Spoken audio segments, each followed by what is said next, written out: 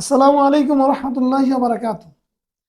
যাবতীয় প্রশংসা মহান আল্লাহ রাব্বুল আলামিনের জন্য, যার অশেষ মেহেরবানিতে আমরা দীর্ঘদিন পরে হলেও জ্ঞানের আলো প্রকাশের জন্য আমরা কি কেন কিভাবে অনুষ্ঠানের আজকের আলোচনা হবে তাওহীদ বনাম শিরক, অর্থাৎ তাওহীদ কি, তাওহীদ কেন, তাওহীদ কিভাবে, শিরক কি, শিরক কেন, শিরক কিভাবে, অর্থাৎ তাওহীদ রক্ষা করতে শিরক বর্জন এবং তাওহীদ অর্জন করতে আমাদের কি প্রয়োজন। এ মর্মে আমাদের সামনে কোরআন ও সুন্নাহ থেকে আলোচনা রাখবেন আমাদের ভাই আব্দুল্লাহ। আসসালামু আলাইকুম রহমতুল্লাহি ওয়া বারাকাতুহু। আলহামদুলিল্লাহি ওয়াহদা ওয়াসসালাতু ওয়াসসালামু আলা মান লা নাবিয়্যা বা'দা। ক্বালা আল্লাহু তাআলা ফা'লাম আন্নাহু লা ইলাহা ইল্লাল্লাহ। প্রশংসা মাত্রই মহান রব্বুল আলামিনের জন্য সালাত এবং সালাম বর্ষিত হোক আমাদের প্রিয় নবী মুহাম্মদুর রাসূলুল্লাহ সাল্লাল্লাহু আলাইহি সাল্লামের উপর। আজকে আমরা আলোচনা করব তাওহীদ এবং শিরক সম্পর্কে, যেটা আমাদের ভাই ইতিমধ্যে ঘোষণা করেছে। সেটা হলো তাওহীদ। এটা হচ্ছে এমন একটি বিষয়, আল্লাহ সুবহানাহু ওয়া তাআলা আমাদেরকে প্রেরণ করেছেন মূলত এই তাওহীদ প্রতিষ্ঠার জন্যই। প্রতিটা মানব সৃষ্টির মূল উদ্দেশ্যই হচ্ছে তাওহীদ প্রতিষ্ঠা করা। যেমন আল্লাহ তাআলা বলেন, ওমা খলাকতুল জিন্না ওয়াল ইনসা ইল্লা লিয়াবুদুন, অর্থাৎ আমি মানুষ এবং জিন জাতিকে সৃষ্টি করেছি একমাত্র আমার ইবাদত করার জন্যই। একমাত্র আমার ইবাদত, অর্থাৎ একমাত্র আল্লাহ সুবহানাহু ওয়া তাআলার ইবাদত করার জন্য, একমাত্র আল্লাহর জন্য ইবাদত করা, এটাই হচ্ছে তাওহীদ।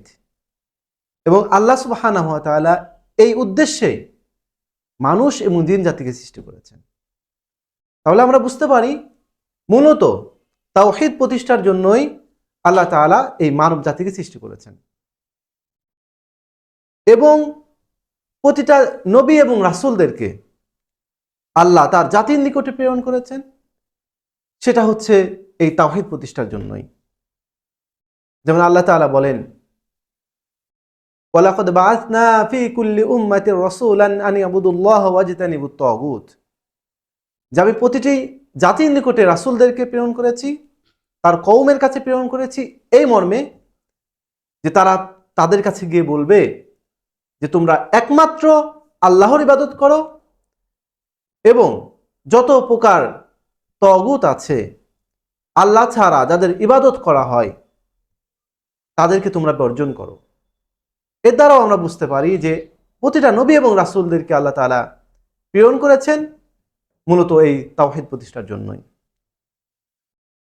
তাওহীদ এটা হচ্ছে আল্লাহকে এক জেনে একমাত্র তার জন্যই যাবতীয় ইবাদত সাব্যস্ত করা, এবং তাওহীদের বিপরীত হচ্ছে শিরক, অর্থাৎ শিরককে বর্জন করে চলা।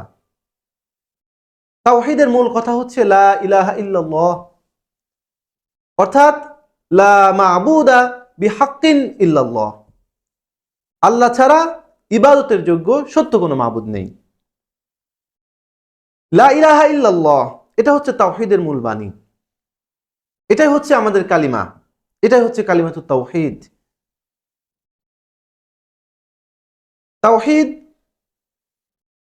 আল্লাহকে রব হিসেবে মানা, আল্লাহকে পালনকর্তা মানা, আল্লাহকে রিজিক দাতা মানা, সকলে ইবাদত একমাত্র আল্লাহর জন্য করা। আমার সলাত, আমার সিয়াম, আমার কিয়াম, আমার কুরবানি, আমার জিকির, আমার প্রতিটা কাজ কর্ম, সকল কিছুই একমাত্র আল্লাহর জন্য সাব্যস্ত করা। আল্লাহর যত গুণাবলী রয়েছে, আসমা ও সিফাত রয়েছে, সেগুলোতে একমাত্র আল্লাহর জন্যই সাব্যস্ত করা, এবং যত প্রকার এর সাথে মানুষেরা শরিক করে থাকে, সে সকল শরিকদেরকে, গায়রুল্লাহ বা তাগুতদেরকে বর্জন করে চলা, এটা হচ্ছে তাওহীদ। আর বিপরীত হচ্ছে শিরক। আল্লাহকে বাদ দিয়ে আল্লাহর জন্য যে ইবাদতগুলো সাব্যস্ত করতে হবে, আল্লাহর জন্য যেটা করা, সেটাকে আল্লাহকে বাদ দিয়ে অথবা আল্লাহকে রেখেও আল্লাহর সাথে অন্য কারোর জন্য সেই ইবাদতকে সাব্যস্ত করা, এটা হচ্ছে শিরক। তাওহীদ হচ্ছে এমন একটি বিষয়, কেউ যদি তাওহীদের উপর অটল থাকে, লা ইলাহা ইল্লাল্লাহর উপর অটল থাকে এবং এটার উপরে যদি প্রতিষ্ঠিত থেকে যদি মৃত্যুবরণ করে, তাহলে আল্লাহ সুবহানাহু ওয়া তাআলা তাকে জান্নাতে প্রবেশ করাবেন। রাসূলুল্লাহ সাল্লাল্লাহু আলাইহি ওয়াসাল্লাম বলেছেন, মা মিন আবদিন ক্বালা লা ইলাহা ইল্লাল্লাহ সুম্মা মাতা আলা যালিক ইল্লা দাখালাল জান্নাহ। আল্লাহ তাআলা বলেন, আল্লাহ রাসূল সাল্লাল্লাহু আলাইহি ওয়াসাল্লাম বলেন যে কোনো বান্দা যদি লা ইলাহা ইল্লাল্লাহ বলে এবং এটার উপরে প্রতিষ্ঠিত থেকে যদি মৃত্যুবরণ করে, অর্থাৎ লা ইলাহা ইল্লাল্লাহ বলল এবং কোনো প্রকারে শিরিক করলো না, আল্লাহর সাথে কোনো শরীক স্থাপন করলো না, সে ব্যক্তি জান্নাতে প্রবেশ করবে। এই জন্য এই লা ইলাহা ইল্লাল্লাহ বা তাওহীদ এতটাই গুরুত্বপূর্ণ, এটা এতটাই তাৎপর্যপূর্ণ। আল্লাহ তাআলা বলেন, যদি কেউ পাহাড় সম পরিমাণ অজস্র পরিমাণ গুনাহ করে এসেও যদি আল্লাহর কাছে যদি সাক্ষাৎ করে আর যদি আল্লাহর সাথে শিরিক না করে, তাওহীদের উপরে প্রতিষ্ঠিত থেকে যদি মৃত্যুবরণ করে, তাহলে আল্লাহ সুবহানাহু ওয়া তাআলা তাকে জান্নাতে প্রবেশ করাবেন। এমনকি আল্লাহ তাআলা পবিত্র কুরআনুল কারীমের মধ্যে বলেন, ইন্নাল্লাহা লা ইয়াগফিরু আন ইউশরাকা বিহি ওয়া ইয়াগফিরু মা দুনা যালিকা লিমান ইয়াশা। যে নিশ্চয় যারা আল্লাহর সাথে শরীক স্থাপন করে, যারা শিরিক করে, আল্লাহ তাদেরকে ক্ষমা করবেন না। অর্থাৎ শিরিক করলো, শিরিক করে আল্লাহর কাছে তাওবা না করে, আল্লাহর কাছে ক্ষমা প্রার্থনা না করে, শিরিক করা অবস্থায় তাওবা না করে শিরিক নিয়ে মৃত্যুবরণ করলো, আল্লাহ সুবহানাহু ওয়া তাআলা তাকে ক্ষমা করবেন না। ওয়া ইয়াগফিরু মা দুনা যালিকা লিমান ইয়াশা। এছাড়া আল্লাহ তাআলা যাকে ইচ্ছা করবেন, আল্লাহ তাআলা তার গুনাহসমূহ তিনি ক্ষমা করে দিবেন। সুতরাং তাওহীদের উপরে যদি কেউ প্রতিষ্ঠিত থাকে, তাওহীদের উপরে যদি অটল থাকে এবং কোনো প্রকার শিরক করলো না, আল্লাহর সাথে কাউকে অংশীদার সাব্যস্ত করলো না, সেই ব্যক্তিকে আল্লাহ তাআলা চাইলে ক্ষমা করে দিবেন এবং আল্লাহ তাআলা তাকে জান্নাতে প্রবেশ করাবেন। আর যদি শিরক করে মৃত্যুবরণ করে, তাহলে আল্লাহ সুবহানাহু ওয়া তাআলা তার জন্য জাহান্নামকে হারাম করে দিয়েছেন। আল্লাহ সুবহানাহু ওয়া তাআলা বলেন, ইন্নাহু মান ইউশরিক বিল্লাহ ফাকাদ হারামাল্লাহু আলাইহিল জান্নাহ ওয়া মাওয়াহুন নার ওয়া মা লিয-যালিমিনা মিন আনসার। নিশ্চয়ই যে ব্যক্তি আল্লাহর সাথে শরীক স্থাপন করলো, আল্লাহ সুবহানাহু ওয়া তাআলা তার জন্য জান্নাতকে হারাম করে দিয়েছেন এবং তার স্থান হচ্ছে জাহান্নাম। আর এই সকল জালেমদের জন্য আল্লাহ তাআলা কোনো সাহায্যকারী রাখেন নাই, কিয়ামতে তাদের জন্য কোনো সাহায্যকারী থাকবে না। সুতরাং কোনো ক্রমেই কোনো অবস্থাতেই আল্লাহর সাথে শরীক স্থাপন করা যাবে না। সদা সর্বদা তাওহীদের উপর অটল থেকে, লা ইলাহা ইল্লাল্লাহর উপর অটল থেকে এটা বাস্তবায়ন করার লক্ষ্যে জীবনযাপন করতে হবে। আর যদি আমরা তাওহীদকে যদি আমরা ছেড়ে দিয়ে যদি আমরা কোনো প্রকার শিরকের সাথে যদি আমরা সংমিশ্রণ ঘটিয়ে ফেলি, যদি আমরা কখনো শিরিক করে ফেলি, তাহলে আল্লাহ সুবহানাহু ওয়া তাআলা এই অবস্থায় মৃত্যুবরণ করলে ক্ষমা করবেন না। সুতরাং আমাদের ইচ্ছায় বা অনিচ্ছায় যদি কখনো আমরা শিরিক করে থাকি, তাহলে আসুন আমরা শিরিক থেকে আল্লাহর কাছে আশ্রয় প্রার্থনা করি, শিরিকের সেই গুনাহ কথা স্মরণ করে আল্লাহর কাছে আমরা তাওবা করি, আল্লাহর দিকে ফিরে আসি। আল্লাহ সুবহানাহু ওয়া তাআলার কাছে যদি আমরা শিরিক করার পরেও যদি ক্ষমা প্রার্থনা করি, আল্লাহ তাআলা অবশ্যই আমাদেরকে ক্ষমা করে দিবেন, শিরকের গুনাহ ক্ষমা করে দিবেন, আমাদেরকে একদম একনিষ্ঠ বান্দা হিসেবে আল্লাহ তাআলা আমাদেরকে যেন কবুল করে নেন। এই মর্মে আমরা আল্লাহর কাছে আমরা এর সাথে দোয়া করব, যেটা রাসূলুল্লাহ সাল্লাল্লাহু আলাইহি ওয়াসাল্লাম আমাদেরকে শিক্ষা দিয়েছেন, যে আল্লাহ, আল্লাহুম্মা ইন্নী আউযু বিকা আন উশরিকা বিকা ওয়া আনা আ'লামু ওয়া আস্তাগফিরুকা লিমা লা আ'লামু। হে আল্লাহ, আমি তোমার কাছে আমি জানা অবস্থায় তোমার কাছে শিরিক করা থেকে আমি তোমার কাছে আশ্রয় প্রার্থনা করছি, আর অজানা অবস্থায় যে শিরিক করেছি তার থেকে আমি তোমার কাছে ক্ষমা প্রার্থনা করছি। সুতরাং শুন, আমরা এই তাওহীদের উপরে আমরা প্রতিষ্ঠিত থাকি এবং যত প্রকারের শিরক রয়েছে সকল প্রকার শিরক থেকে আমরা বাড়া প্রদর্শন করি বা সেটাকে আমরা বর্জন করে চলি। আসসালামু আলাইকুম ওয়া রাহমাতুল্লাহ।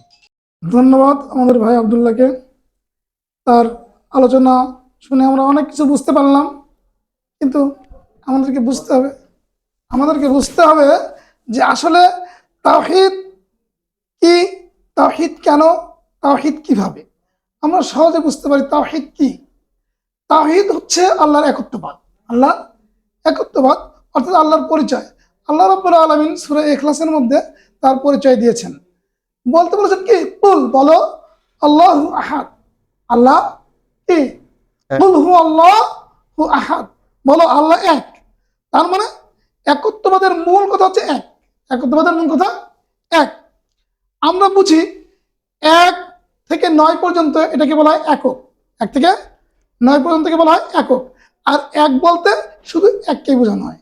যখন কেউ একক বলবে তখন বলতে হবে অদ্বিতীয়। আল্লাহ এক বললে যথেষ্ট, আর আল্লাহ একক অদ্বিতীয়, এটা বলতে হবে। তার মানে তাওহীদ মানে আল্লাহ এক। আল্লাহ বলছেন যে ওমা উমিরু ইল্লা লিয়াবুদুল্লাহ মুখলিসিনা লাহুদ্দিন। আল্লাহ নির্দেশ দিয়েছেন কিরকম? আল্লাহ বলতে তাকে নির্দেশ দেওয়া হয়নি, নির্দেশ দেওয়া হয়েছে একক গচিত্রে আল্লাহ দাসত্ব করতে। তার মানে কি, দাসত্ব আর কারোর জন্য করা যাবে না। সুতরাং ইবাদত করতে হবে কার জন্য? একমাত্র আল্লাহর জন্য। এটার নামে হলো তাওহীদ। আল্লাহ এক। আল্লাহ কজন? আল্লাহ এক। আর যখনই দ্বিতীয় হবে, একক হবে, একক বলতে 1 থেকে 9, একক বলতে 1 থেকে 9, আর এক হলে শুধু এক। ঠিক আছে, তাহলে আল্লাহু আহাদ, কুল হু আল্লাহু আহাদ, বলো আল্লাহ তিনি এক। আল্লাহ কজন? একজন। যদি আমি এখানে আনি একক, তাহলে অদ্বিতীয় আনতে হবে, অদ্বিতীয় না আনলে ভুল হয়ে যাবে। ঠিক আছে, এই একক বুঝতে ভুল করে যারা ইহুদি, তারা 2 প্রভুর ইবাদত করেন। আর ইসলামে প্রভু বলতে কেউ নেই, ইসলামে প্রভু বলতে কেউ নেই। একটা থেকে আলাদা হয়ে গেলে প্রভু হয়ে যাবে, একটা থেকে আলাদা হলে প্রভু হয়ে যাবে। ওরা উজাইর আলাইহিস সালামকে আল্লাহর ছেলে বলেছিল। ইহুদিরা কি বলছিল? উজাইর আলাইহিস সালামকে আল্লাহর ছেলে বলেছিল। আর নাসারারা ঈসা ইবনে মারিয়ামকে কি বলেছিল? আল্লাহর ছেলে বলেছিল। এবং মারিয়ামকে মা বলেছিল কার? ঈসার। তাহলে ঈসা যদি আল্লাহর ছেলে হয়, মারিয়াম কি হয়? এরা তৃত্ববাদের জন্ম দিয়েছিল। কয়টা বাদ? তৃত্ববাদ। আর ওরা দ্বৈতবাদ।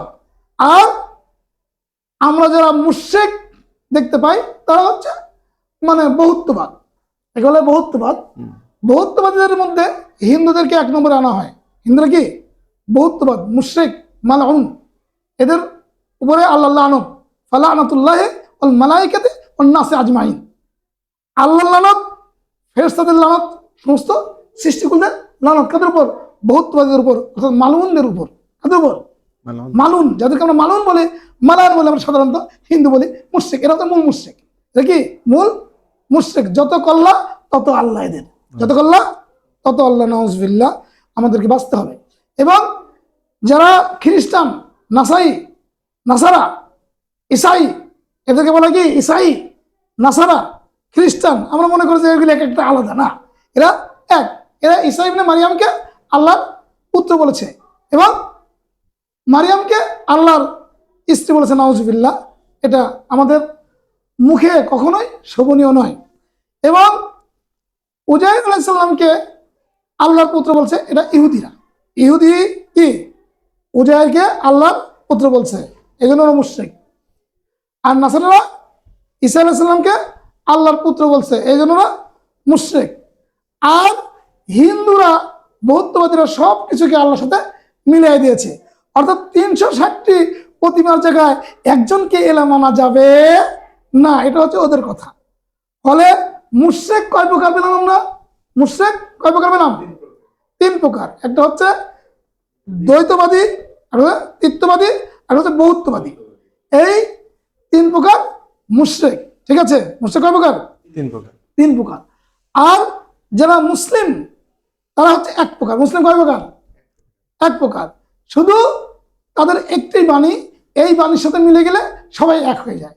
অর্থাৎ প্রত্যেক মুসলিম নবী তাদের উম্মতের কাছে এসে বলেছেন, ইয়া কওমি কুলু লা ইলাহা ইল্লাল্লাহ তুফলিহুন, তোমরা বলো আল্লাহ ছাড়া কোনো উপাস্য নেই, তোমরা সফলকামী হবে।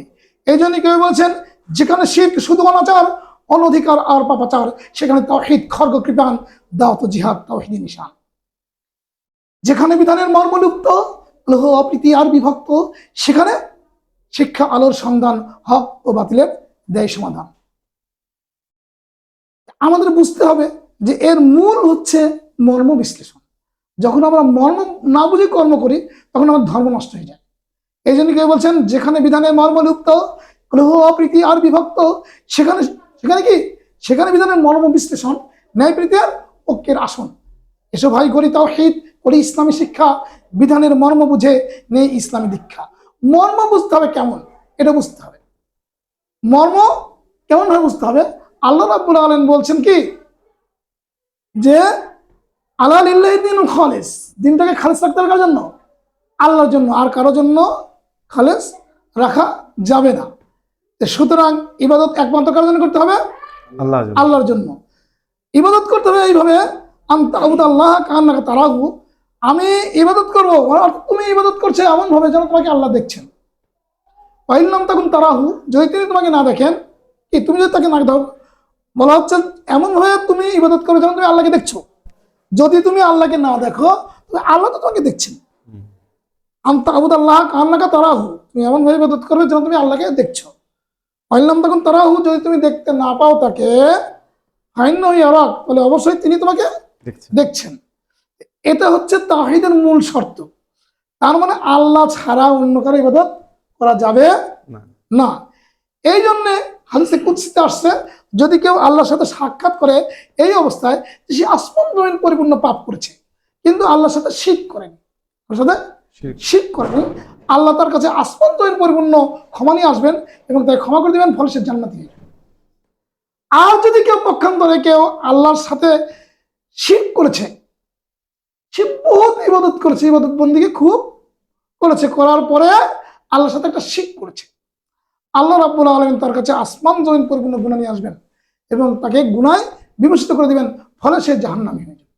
নাউজুবিল্লাহ। আল্লাহ আমাদেরকে বাঁচান, আমাদেরকে সূরা ইখলাস বুঝার তৌফিক দান করুন। আল্লাহ রাব্বুল আলামিন বলছেন যে বলো আল্লাহ এক, আল্লাহ এক, কুল হুয়াল্লাহু আহাদ, আল্লাহ এক, আল্লাহুস সামাদ, আল্লাহ অভাব মুক্ত, লাম ইয়ালিদ ওয়া লাম ইউলাদ, আল্লাহ কাউকে জন্ম দেননি, কেউ তাকে জন্ম দেয়নি, আলাম ইয়াকুল্লাহু কুফুয়ান আহাদ, আর তার সমকক্ষ কেউ নেই। সুতরাং কেউ সমকক্ষ যেহেতু নেই, তাহলে তাওহীদের অংশীদার কেউ হতে পারে না। আর এর বিপরীত যা আছে তা হচ্ছে শিরক। তাওহীদ আমাদেরকে সহজভাবে বুঝতে হবে, তাওহীদে উলুহিয়া, তাওহীদে রুবুবিয়্যা এবং তাওহীদে আসমা ওয়াস সিফাত। একটা হচ্ছে এলাহ হিসাবে আল্লাহর একত্ববাদ, আল্লাহ যে এলাহ, আমাদের এলাহ, আমাদের প্রতিপালন করেন, ঠিক আছে, সেই হিসাবে আল্লাহ আমাদের কি প্রতিপালক, ইলাহ। এই ইলাহ তাওহীদ, অর্থাৎ আল্লাহ ছাড়া আর কাউকে ইলাহ মানা যাবে না, অর্থাৎ লা ইলাহা ইল্লাল্লাহ, আই লা মা'বুদা বিহাক্কিন ইল্লাল্লাহ, হুয়া ইলাহুন ফিস সামাই ওয়াল আরজি, ঠিক আছে, তিনি আকাশেও ইলাহ, জমিনেও ইলাহ, সব জায়গায় তিনি ইলাহ। আচ্ছা, তাওহীদে উলুহিয়্যা গেল। তাওহীদে রুবুবিয়্যা, রুবুবিয়্যাত অর্থাৎ ইলাহ বলতে যাকে আমরা সিজদা করি, ইবাদত করি, উপাসনা করি, এটা বুঝতে হবে। আর রুবুবিয়্যাত যিনি আমাদেরকে লালন পালন করে খেতে দেন, আমার বৃষ্টি দেন, ফসল ফলান, সবকিছু রিজিক দেন, এগুলি কিনা রুবুবিয়্যাত, রব, আল্লাহ আমাদের রব। এই জন্য কেউ বলছেন আল্লাহ আমার রব, সেই রবি আমার সব, রবি আমার সব, দমে দমে তুলু মনে তারি ভব, আল্লাহ আমার রব, সেই রবি আমার সব। আল্লাহর দুনিয়াতে আমি যেদিকে তাকাই, অথই নিয়ামতে ডুবে আছি যে হেথায়। বুঝতে হবে যে আসলে আল্লাহ আমাদেরকে সবকিছু দেন, খাওয়ায় পরে আমাদেরকে বাঁচায় রাখেন। তাহলে একটা হচ্ছে ইবাদত পাওয়ার যোগ্যকে আল্লাহ, আর আমাদেরকে যে সৃষ্টি করেছেন, লালন পালন করেছেন, লালন পালনের দায়িত্ব কেটে নিয়েছেন আল্লাহ। আর এই আল্লাহর সুন্দর সুন্দর নাম রয়েছে, সুন্দর সুন্দর নাম রয়েছে, এই নামগুলো হচ্ছে আসমা ওয়াস সিফাত। আল্লাহর আসমা মানে নাম, আল্লাহ, রহমান, এগুলো আছে। আল্লাহ হচ্ছে মূল নাম, আল্লাহ কি মূল নাম, আর বাদ বাকিগুলি সিফাতি নাম। যেরকম আব্দুল্লাহ আমরা বলতেছি, আব্দুল্লাহ এটা আল্লাহর মূল নামের সাথে, ঠিক আছে। আব্দুর রহমান এটা রহমানের সাথে। যদি আব্দুল্লাহকে আমি আল্লাহ বলতে না পারি, আব্দুর রহমানকে রহমান বলতে পারবো না। খুব সহজভাবে বুঝতে হবে। আব্দুল্লাহকে যদি আমি আল্লাহ বলতে না পারি, আব্দুর রহমানকে রহমান বলতে পারবো না, আব্দুর রহিমকে রহিম বলতে পারবো না। এই মর্মে এক ব্যক্তি প্রশ্ন করেছিল যে আচ্ছা, আব্দুর রহমানকে রহমান, আব্দুর রহিমকে রহিম বলা যাবে কি?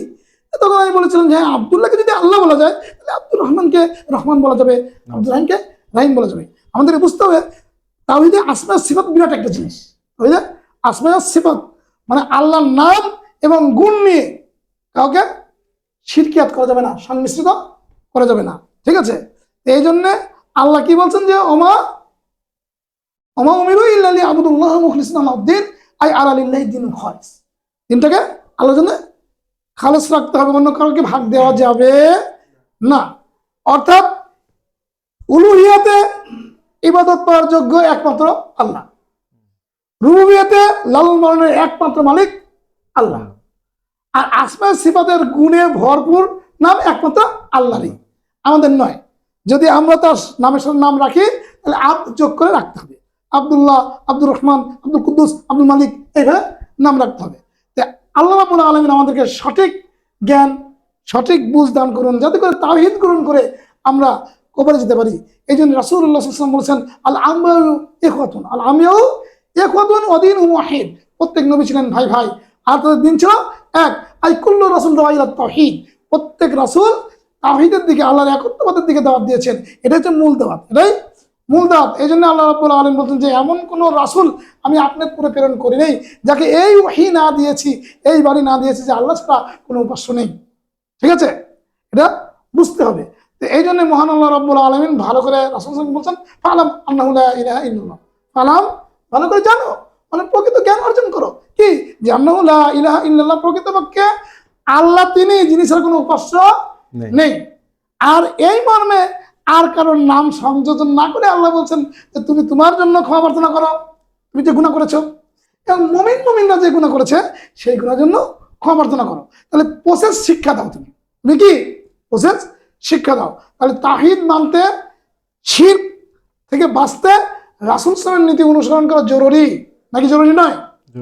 জরুরি। সুতরাং যদি কেউ তাওহীদ গ্রহণ করে রাসূল সাল্লাল্লাহু আলাইহি ওয়াসাল্লাম যেভাবে করেছেন, যদি কেউ শিরক বর্জন করে রাসূল সাল্লাল্লাহু আলাইহি ওয়াসাল্লাম যেভাবে বর্জন করেছেন, তাহলে সেই কেবল মুক্তি পাবে, নচেত কেউ মুক্তি পাবে না। সুতরাং মুহাম্মদ সাল্লাল্লাহু আলাইহি ওয়াসাল্লাম যেই কালেমা বলে মৃত্যুবরণ করেছেন সেই কালেমাটা ছিল লা ইলাহা ইল্লাল্লাহ। এই জন্য রাসূল সাল্লাল্লাহু আলাইহি ওয়াসাল্লাম লাকিনু মাউতাকুম লা ইলাহা ইল্লাল্লাহ। আমাদের দেশে অনেক বক্তারা বলেন যে আফজালুল জিকির লা ইলাহা ইল্লাল্লাহ মুহাম্মদ রাসূলুল্লাহ, কিন্তু না, আফজালুল জিকির হাদিসে আসছে আফজালুল জিকির লা ইলাহা ইল্লাল্লাহ। এটা বুঝতে হবে। কালিমাতুল ইখলাস লা ইলাহা ইল্লাল্লাহ, কালিমাত তাওহীদ লা ইলাহা ইল্লাল্লাহ, কালিমাত তাইয়্যিবা লা ইলাহা ইল্লাল্লাহ। এইগুলো প্রত্যেকটা জিনিস কোরআন হাদিস স্পষ্টভাবে আসছে, কিন্তু আমরা গ্রহণ করতে আমরা ভুল করেছি। আমাদের ভুলটাই তো সঠিক নাই। সুতরাং আমাদের ভুল থেকে ফিরে আসতে হবে। এই জন্য আমাদের দেখতে হবে সূরা মুহাম্মদ 19 নম্বর আয়াত, সূরা সাফফাত 35 নম্বর আয়াত, সূরা তাওবা 40 নম্বর আয়াত, সূরা ইব্রাহিম 24 নম্বর আয়াত, এগুলি আমাদেরকে দেখতে হবে। যদি আমরা এগুলি দেখি, স্টাডি করি, তাহলে আমরা খুব তাড়াতাড়ি তাওহীদ বুঝতে পারবো এবং শিরক থেকে বাঁচতে পারবো। আল্লাহ আমাদেরকে তাওহীদ বুঝার তৌফিক দান করুন এবং মানব তৌফিক দান করুন, এবং শিরক থেকে বেঁচে আমাদেরকে মুসলিম হিসাবে তার দিকে যাওয়ার তৌফিক দান করুন। আমিন। আসসালামু আলাইকুম ওয়া রাহমাতুল্লাহি ওয়া বারাকাতুহু।